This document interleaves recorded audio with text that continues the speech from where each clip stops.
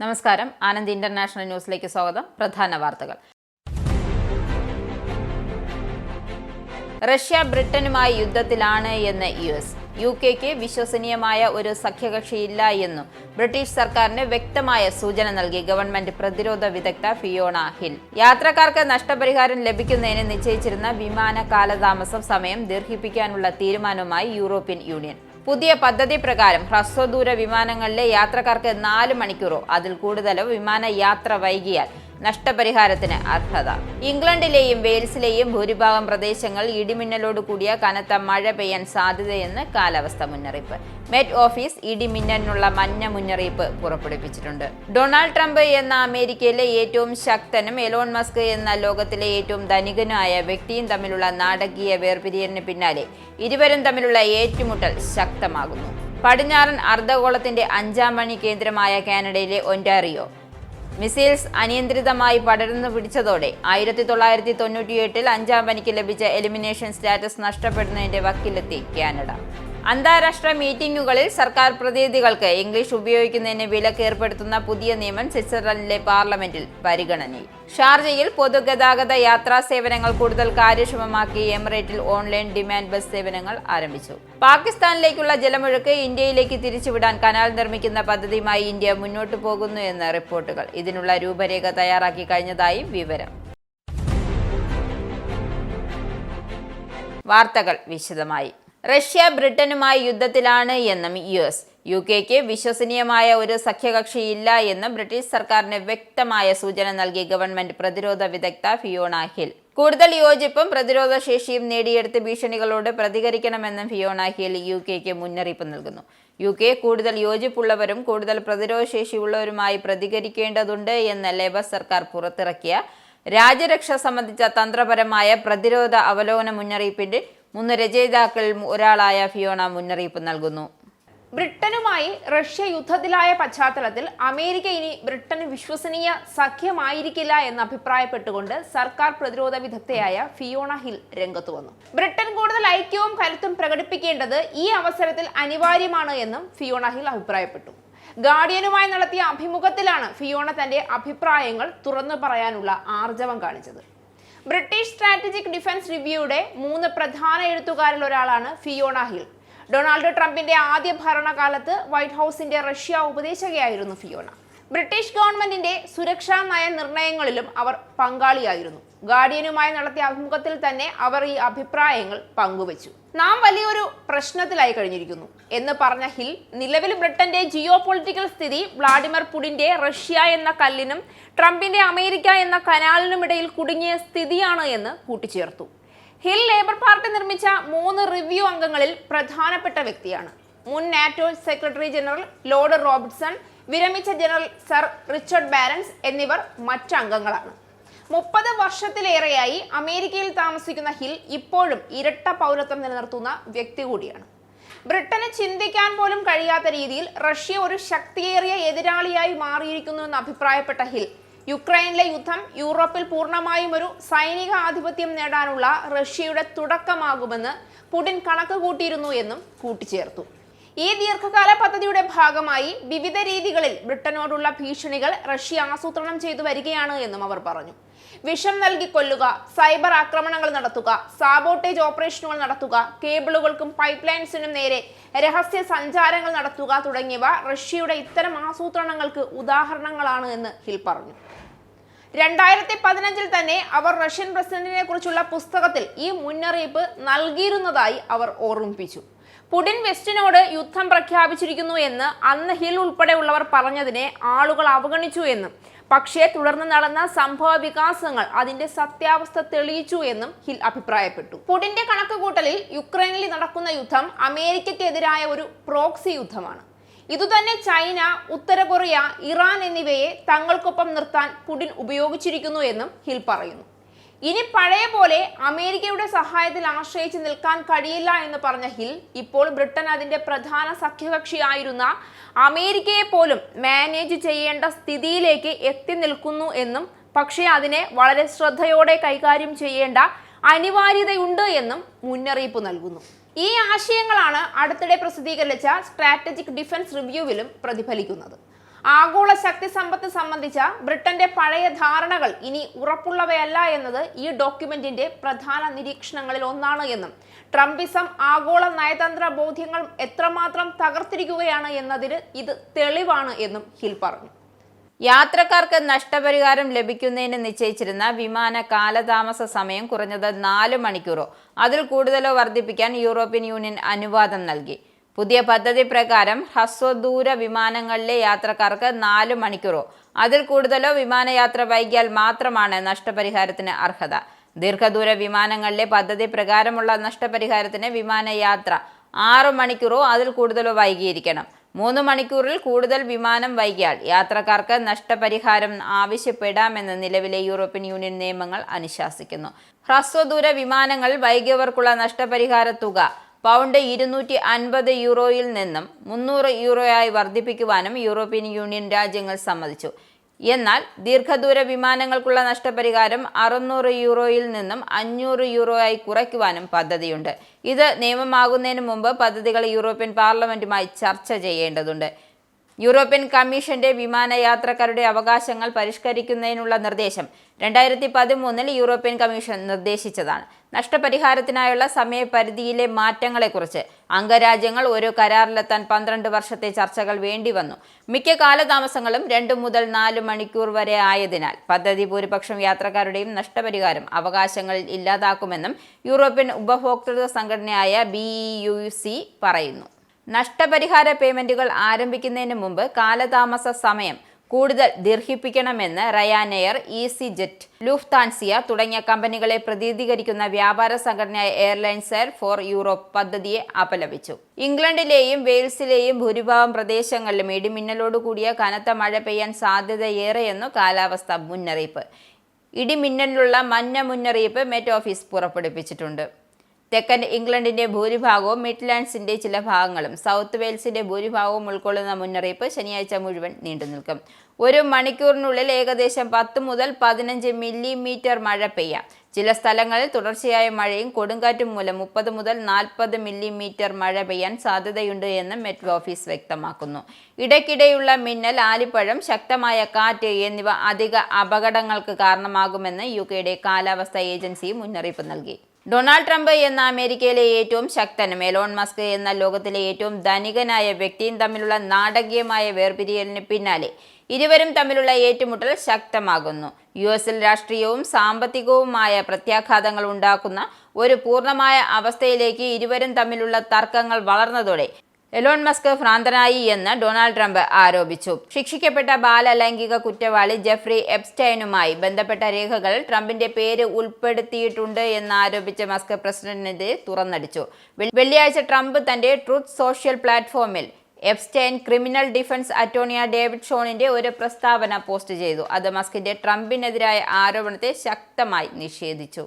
പടിഞ്ഞാറൻ അർദ്ധഗോളത്തിന്റെ 5ാം പനി കേന്ദ്രമായ കാനഡയിലെ ഒന്റാറിയോ മിസൈൽസ് അനിയന്ത്രിതമായി പടർന്നു പിടിച്ചതോടെ 1998-ൽ 5ാം പനിക്ക് ലഭിച്ച എലിമിനേഷൻ സ്റ്റാറ്റസ് നഷ്ടപ്പെടുന്നതിന്റെ വക്കിലെത്തി കാനഡ.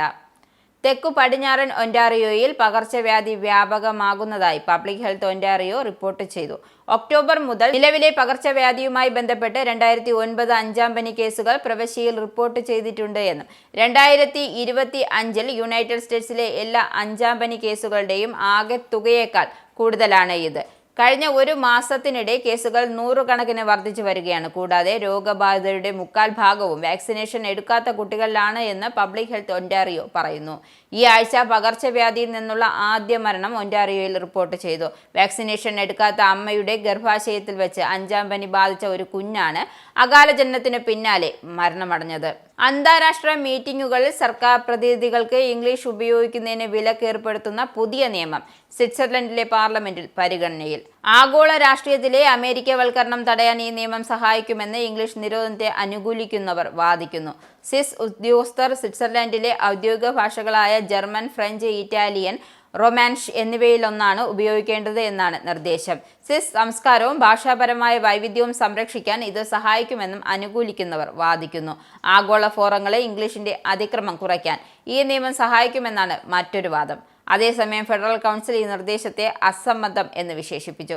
ആഗോളതലത്തിൽ കമ്മ്യൂണിക്കേഷൻ എളുപ്പമാക്കാൻ ഇംഗ്ലീഷ് അനിവാര്യമാണ് എന്നതാണ് അവരുടെ വാദം. ഇനി ആനന്ദ് ട്രാവൽ UK പൗണ്ട് ഇന്നത്തെ മൂല്യം. ഒരു പൗണ്ട് 115.95 ഇന്ത്യൻ രൂപ, ഒരു US ഡോളർ 85.76 ഇന്ത്യൻ രൂപ, ഒരു യൂറോ 97.71 ഇന്ത്യൻ രൂപ, ഒരു പൗണ്ട് 1.35 US ഡോളർ. ഇനി ഒരു ഇടവേള. വീണ്ടും വാർത്തകളിലേക്ക്. ഗൾഫ് വാർത്ത. ഷാർജയിൽ പൊതുഗതാഗത യാത്രാ സേവനങ്ങൾ കൂടുതൽ കാര്യക്ഷമമാക്കാനായി എമിറേറ്റ് ഓൺ ഡിമാൻഡ് ബസ് സേവനങ്ങൾ ആരംഭിച്ചു. മൊബൈല വ്യവസായ മേഖല, Sheikh Khalid bin Sultan Al Qasim boulevard, Al Jada എന്നിങ്ങനെ ജനങ്ങൾ കൂടുതലുള്ള പ്രദേശങ്ങൾ കേന്ദ്രീകരിച്ചാണ് ആദ്യഘട്ടത്തിൽ സേവനങ്ങൾ നൽകുക എന്ന് Sharjah Roads and Transport Authority അധികൃതർ വ്യക്തമാക്കി. ആദ്യഘട്ടത്തിൽ രാവിലെ 6 മണി മുതൽ രാത്രി 10 വരെ ദിവസവും 2 ബസ് സർവീസുകൾ നടത്തും. ഓരോ യാത്രയ്ക്കും 8 ദിർഹമാണ് ഈടാക്കുക. 5 വയസ്സിൽ താഴെയുള്ളവർക്ക് യാത്ര സൗജന്യമാണ്. സ്മാർട്ട് ആപ്പ് മുഖേന സേവനങ്ങൾ ബുക്ക് ചെയ്യേണ്ടത്. കൊടും ചൂടിന് ആശ്വാസം പകർന്ന് ഷാർജയിലും ഫുജറയിലും വേനൽ മഴ. ഷാർജയിലെ ഹോർഫക്കാനിലും ഫുജറയിലെ ഫുഫൈദിലുമാണ് മഴ പെയ്തത്. അൽ അനീനിലെ താപനില നേരിയ കുറവും അനുഭവപ്പെട്ടു. വരും ദിവസങ്ങളിൽ UAEയുടെ വിവിധ ഭാഗങ്ങളിൽ നേരിയ മഴയ്ക്ക് സാധ്യതയുണ്ട് എന്ന് കാലാവസ്ഥാ നിരീക്ഷണ കേന്ദ്രം വ്യക്തമാക്കി. മണിക്കൂറിൽ 40 കിലോമീറ്റർ വേഗത്തിൽ വടക്കുകിഴക്കൻ കാറ്റിനും സാധ്യതയുണ്ട്. ഇനി ആനന്ദ് ട്രാവൽ GCC ഇന്ത്യ നാണയ വിനിമയ നിരക്ക്. ഒരു സൗദി റിയാൽ 22.86 ഇന്ത്യൻ രൂപ, ഒരു UAE ദിർഹം 23.35 ഇന്ത്യൻ രൂപ, ഒരു കുവൈറ്റി ദിനാർ 279.25 ഇന്ത്യൻ രൂപ, ഒരു ഒമാനി റിയാൽ 222.59 ഇന്ത്യൻ രൂപ. ഇനി നാഷണൽ ന്യൂസ്. ഇന്ത്യയിൽ നിന്നുള്ള സമൂഹ മാധ്യമമായ ഇൻഫ്ലുവൻസർമാരെ ചാരവൃത്തിക്ക് ഉപയോഗിക്കാൻ സഹായങ്ങൾ നൽകിയത് പാകിസ്ഥാനിലെ ട്രാവൽ ഏജൻസി ഉടമയായ വനിത എന്ന് റിപ്പോർട്ടുകൾ. പാകിസ്ഥാനിലെ ലാഹോറിൽ ട്രാവൽ ഏജൻസി നടത്തിയിരുന്ന നോഷാബ ഷെഹസാദ് ആണ് ഇന്ത്യൻ ഇൻഫ്ലുവൻസർമാർക്ക് സൗകര്യങ്ങൾ ചെയ്തു നൽകിയതെന്നും അന്വേഷണ ഏജൻസിയിലെ ബന്ധപ്പെട്ട വൃത്തങ്ങളെ ഉദ്ധരിച്ച് ദേശീയ മാധ്യമങ്ങൾ റിപ്പോർട്ട് ചെയ്തു. പാക് ചാര സംഘടനയായ ഇന്റർ സർവീസ് ഇന്റലിജൻസിന് വേണ്ടി പ്രവർത്തിച്ചിരുന്ന നോഷാബ മാഡം N എന്ന കോഡിലാണ് അറിയപ്പെട്ടിരുന്നത്. ഇവരുടെ ഉടമസ്ഥതയിലുള്ള ജയാന ട്രാവൽ ആൻഡ് ടൂറിസം എന്ന ഏജൻസിയാണ് ചാരവൃത്തി കേസിൽ അറസ്റ്റിലായ യൂട്യൂബർ ജ്യോതി മൽഹോത്ര ഉൾപ്പെടെയുള്ളവർക്ക് പാകിസ്ഥാൻ സന്ദർശിക്കുവാനുള്ള സൗകര്യങ്ങൾ ഒരുക്കി നൽകിയത്. ജ്യോതി മൽഹോത്രയെ ചോദ്യം ചെയ്തപ്പോഴാണ് മാഡം Nനെ കുറിച്ചുള്ള വിവരങ്ങൾ ലഭിച്ചതെന്ന് അന്വേഷണ ഉദ്യോഗസ്ഥർ വ്യക്തമാക്കി. ഇന്ത്യയിൽ 500ഓളം വരുന്ന ചാരന്മാരുടെ സ്ലീപ്പർ സെൽ സ്ഥാപിക്കാനായി പ്രവർത്തിക്കുകയായിരുന്നു മാഡം N എന്നാണ് കണ്ടെത്തൽ. പാകിസ്ഥാനിലേക്കുള്ള ജലമൊഴുക്ക് ഇന്ത്യയിലേക്ക് തിരിച്ചുവിടാൻ കനാൽ നിർമ്മിക്കുന്ന പദ്ധതിയുമായി ഇന്ത്യ മുന്നോട്ടു പോകുന്നു എന്ന് റിപ്പോർട്ടുകൾ. ഇതിനുള്ള രൂപരേഖ തയ്യാറാക്കി കഴിഞ്ഞതായാണ് വിവരം. ആദ്യഘട്ടത്തിൽ ബിയാസ് നദിയിൽ നിന്നുള്ള വെള്ളം രാജസ്ഥാനിലെ ശ്രീഗംഗ നഗറിലേക്ക് വഴിതിരിച്ചു വിടുന്നതിന് 130 കിലോമീറ്റർ നീളത്തിലുള്ള കനാൽ 2 വർഷം കൊണ്ട് പൂർത്തിയാക്കും. രണ്ടാം ഘട്ടത്തിൽ കനാലിന്റെ നീളം 70 കിലോമീറ്റർ ആക്കി വർദ്ധിപ്പിച്ച് യമുനയിലേക്ക് ഈ വെള്ളം എത്തിക്കും. ഇതോടെ പഞ്ചാബ്, രാജസ്ഥാൻ, ഹരിയാന, ഡൽഹി എന്നീ മേഖലകളിൽ വെള്ളം എത്തുമെന്നാണ് കണക്കുകൂട്ടൽ. ഇലോൺ മസ്കിന്റെ ഉപഗ്രഹ ഇന്റർനെറ്റ് കമ്പനിയായ സ്റ്റാർലിങ്കിന് ഇന്ത്യയിൽ സേവനം നൽകാൻ കേന്ദ്ര ടെലികോം വകുപ്പിന്റെ അനുമതി ലഭിച്ചു. വകുപ്പിന്റെ GMPCS ലൈസൻസ് ആണ് ലഭിച്ചിരിക്കുന്നത്.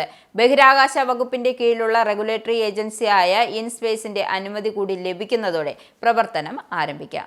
RCBയുടെ വിജയാഘോഷത്തിനിടെ തിക്കിലും തിരക്കിലും പെട്ട് 11 പേർ മരിച്ച സംഭവത്തിൽ ടീമിലെ മുതിർന്ന അംഗം വിരാട് കോഹ്ലിക്കെതിരെ പോലീസിൽ പരാതി. സംഭവിച്ച ദുരന്തത്തിന് കോഹ്ലി ഉത്തരവാദിയാണെന്നാരോപിച്ചാണ് സാമൂഹ്യ പ്രവർത്തകനായ HM വെങ്കടേഷ് പരാതി നൽകിയിരിക്കുന്നത്. കബൻ പാർക്ക് പോലീസിലാണ് പരാതി ലഭിച്ചത്. അതേസമയം പരാതിയിൽ ഇതുവരെ FIR രജിസ്റ്റർ ചെയ്തിട്ടില്ല. ദുരന്തത്തെക്കുറിച്ച് അന്വേഷിക്കാൻ ഏകാംഗ കമ്മീഷനെ സംസ്ഥാന സർക്കാർ നിയോഗിച്ചിരുന്നു. ഹൈക്കോടതിയിൽ നിന്നും വിരമിച്ച ജസ്റ്റിസ് ജോൺ മൈക്കിൾ D ഹുൻഗയാണ് ഏകാംഗ കമ്മീഷൻ. ഇനി കേരള വാർത്തകൾ. ഓൺലൈനിൽ വിവാഹ പരസ്യം നൽകിയും സിനിമയെ വെല്ലുന്ന കഥകൾ മെനഞ്ഞും വിവിധ ജില്ലകളിലായി 10 പേരെ വിവാഹം കഴിച്ചു മുങ്ങിയ യുവതി കുടുങ്ങി. എറണാകുളം കാഞ്ഞിരമറ്റം സ്വദേശിയും 2 വയസ്സുള്ള കുട്ടിയുടെ മാതാവുമായ രേഷ്മയാണ് അടുത്ത വിവാഹത്തിന് തൊട്ടുമുമ്പ് കുടുങ്ങിയത്. ഇന്നലെ രാവിലെ വിവാഹത്തിനായി ഒരുങ്ങി ഓഡിറ്റോറിയത്തിലേക്ക് പോകാൻ നിന്ന രേഷ്മയെ പ്രതിശ്രുത വരനായ പഞ്ചായത്ത് അംഗത്തിന്റെ പരാതിയിൽ ആര്യനാട് പോലീസ് നാടകീയമായി അറസ്റ്റ് ചെയ്യുകയായിരുന്നു. 45 ദിവസം മുമ്പ് വിവാഹം കഴിച്ചയാളെ കബളിപ്പിച്ചാണ് പഞ്ചായത്ത് അംഗവുമായുള്ള വിവാഹത്തിന് രേഷ്മ എത്തിയതെന്നും അടുത്ത മാസം തിരുവനന്തപുരം സ്വദേശിയായ മറ്റൊരാളുമായി വിവാഹം നിശ്ചയിച്ചിരിക്കുകയായിരുന്നുവെന്നും പോലീസ് പറഞ്ഞു. കൊച്ചി പുറംകടലിൽ ചരക്കു കപ്പൽ മുങ്ങിയ സംഭവത്തിൽ കപ്പൽ കമ്പനിയിൽ നിന്നും സംസ്ഥാനത്തിന് അർഹമായ നഷ്ടപരിഹാരം നേടിയെടുക്കാനാകും. നിലവിലെ രാജ്യാന്തര നിയമങ്ങളും സമുദ്രചട്ടങ്ങളും സമുദ്ര പരിസ്ഥിതിക്കും മത്സ്യത്തൊഴിലാളികൾക്കും തീരദേശവാസികൾക്കും മതിയായ നഷ്ടപരിഹാരം നൽകണമെന്നും ശുപാർശ ചെയ്യുന്നു. കേന്ദ്ര സംസ്ഥാന സർക്കാരുകൾ കപ്പൽ കമ്പനിയുമായി അടിയന്തര ചർച്ച നടത്തി നഷ്ടപരിഹാരം ഈടാക്കണമെന്നാണ് ആവശ്യം. കേരളത്തിന്റെ സമുദ്ര പരിസ്ഥിതിക്കും പ്രാദേശിക മത്സ്യബന്ധന സമൂഹത്തിനും ഉണ്ടായ നഷ്ടം തിട്ടപ്പെടുത്തിയാൽ വലിയ നഷ്ടപരിഹാര തുകയ്ക്കാണ് അർഹതയുള്ളത്. മുൻപ് ലോകത്തിന്റെ വിവിധ ഇടങ്ങളിലായി നടന്ന അപകടങ്ങൾ കപ്പൽ കമ്പനികൾ തന്നെ നഷ്ടപരിഹാരം നൽകിയിരുന്നു. ഇനി സ്പോർട്സ്.